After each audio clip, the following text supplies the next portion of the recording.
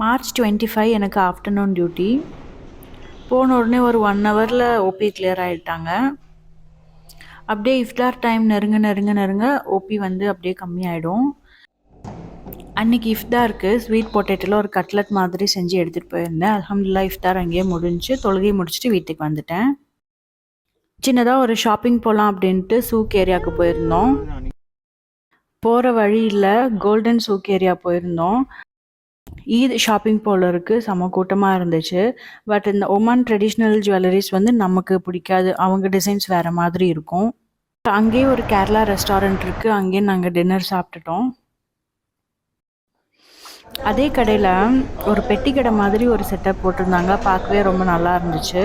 அங்கே இந்த உப்பில் போட்ட மாங்காய் பைனாப்பிளெல்லாம் விற்றுட்டு இருந்தாங்க, அதை மட்டும் வீட்டுக்கு வாங்கிட்டு வந்துட்டேன்.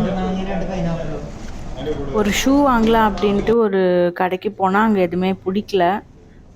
ஸோ திரும்ப வீட்டுக்கு வந்துட்டோம். வீடியோ பிடிச்சிருந்துச்சுன்னா லைக், ஃபாலோ அண்ட் சப்ஸ்கிரைப் பண்ணிவிடுங்க. தேங்க்யூ.